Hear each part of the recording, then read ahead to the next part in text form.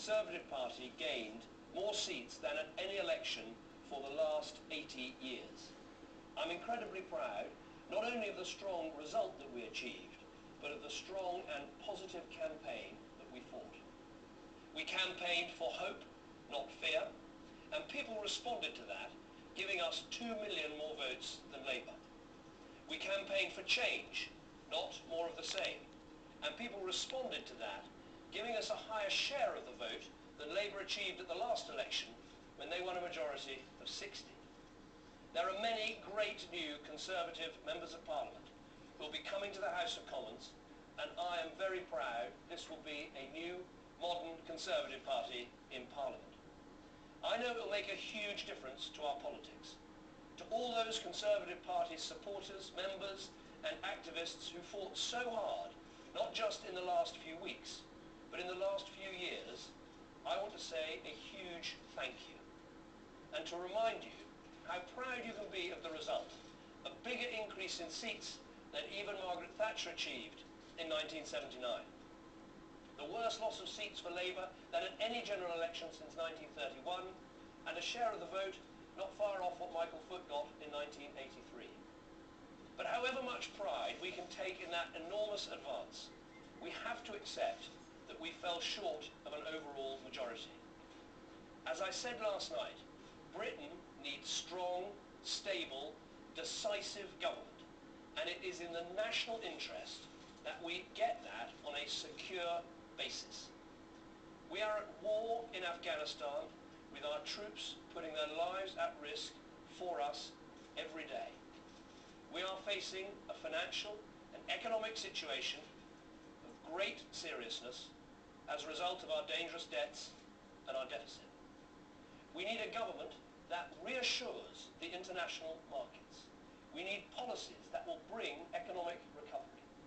And we need a government that understands that great change is needed in order to restore faith in our political system.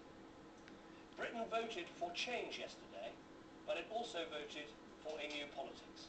It did not vote for party political bickering, grandstanding and point scoring. Our country's problems are too serious. They are too urgent for that. So we must all rise to this occasion. We must show leadership. We must sort things out as quickly as possible for the good of the country. Nick Clegg has said that because the Conservative Party won the most votes and the most seats in this election, we should have the chance to form a government, and I thank him for that. So we will now begin talks with other parties to see how that can be done. One option would be to give other parties reassurances about certain policy areas and then seek their agreement to allow a minority Conservative government to continue in office without the country constantly facing the threat of its government falling. This is what is known as a confidence and supply arrangement. It has been done before, and yes, we can try to do it again. But I am prepared to consider alternative options. It may be possible to have stronger, more stable, more collaborative government than that. There is a case for going further than arrangement, which simply keeps a minority Conservative government in office. So I want to make a big, open and comprehensive offer to the Liberal Democrats. I want us to work together in tackling our country's big and urgent problems, the debt crisis, our deep social problems, and our broken political system. Let me explain my thinking. First, it is right and reasonable to acknowledge that of course there are policy disagreements between us, many of which were highlighted in those television debates. To fellow Conservatives who fought and campaigned and worked so hard to achieve the massive advance we've made in this campaign, I want to make it clear that I do not believe any government should give more powers to the European Union. I do not believe that any government can be weak or soft on the issue of immigration, which needs to be controlled properly. And the country's defences must be kept strong. I also believe that on the basis of the election result that we achieved, it is reasonable to expect that the bulk of the policies in our manifesto should be implemented. But across our two manifestos, there are many areas of common ground. And there are areas, I believe, that we in the Conservative Party can give ground, both in the national interest and in the interest of forging an open and trusting partnership. We share a strong desire to make opportunity more equal in this country, and I recognise the high priority that the Liberal Democrats have given to the proposal for a pupil premium in our schools. We agree with this idea. It is in our manifesto too, and I'm sure we can develop a common approach that recognises the urgency that the Liberal Democrats have attached to this proposal. The Liberal Democrats in their manifesto have made the achievement of a low-carbon economy an absolute priority, and we support this aim. I'm sure we can agree a common plan to achieve it. The Liberal Democrats have also made proposals to reform our tax system. We both agree that Labour's jobs tax, as the Liberal Democrats manifesto puts it, is a damaging tax on jobs, and we would seek to reverse it.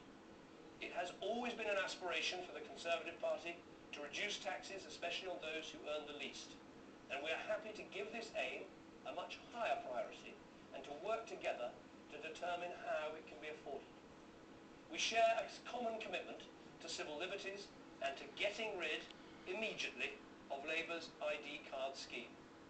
On our political system, we agree with the Liberal Democrats that reform is urgently needed to help restore trust, and that reform must include the electoral system. The Liberal Democrats have their ideas, we have our ideas. For example, that all seats should be of equal size so that votes can have an equal value in a first-past-the-post system. And other parties have constructive proposals to put forward as well. So I believe we will need an all-party committee of inquiry on political and electoral reform. So I think we have a strong basis for a strong government. Inevitably, the negotiations we're about to start will involve compromise. That is what working together in the national interest means. But no government will be in the national interest unless it deals with the biggest threat to our national interest, and that is the deficit. We remain completely convinced that starting to deal with the deficit this year is essential. This has been more than confirmed by recent events in other European countries, recent instability in the markets, and recent conversations that we have had with both the Treasury and the Bank of England. The national interest is clear. The world is looking to Britain for decisive action. The new government must grip this deficit and prevent the economic catastrophe that would result from putting off the difficult and the urgent action that needs to be taken.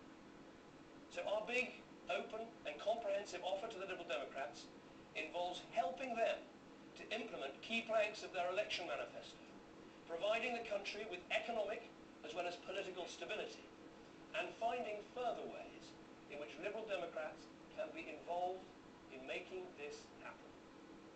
The outgoing Labour government has left this country with terrible problems. An economic and financial crisis, deep social problems, a political system in which too many people, have lost faith. The new government will face the worst inheritance of any incoming government for at least 60 years. That is exactly why it's so important that we have strong, stable government that lasts. A strong, stable government which has the support of the public to take the difficult decisions that are needed if we're going to put this country back on the right track for a stronger future. There is one further point I want to make. I believe that it's not just important for this country to have strong and stable government, it's important that we get that strong and stable government quickly. So I hope we can reach agreement quickly on the big, open and comprehensive offer that I've outlined today. As I argued in this general election campaign, I think this is a great country, but we could be doing so much better. We don't have to settle for the debt and the waste and the taxes left to us by Labour. We can put behind us the economic incompetence, the social breakdown, the political division and the mistrust that are the poisonous legacy of 13 years of Labour misrule. Of course, I hoped that a Conservative majority would be the outcome of this election and that we could have started today making the changes that I believe our country so badly needs. I know how much the Conservative Party itself, all my colleagues in Parliament, all the loyal members and activists around the country wanted that too.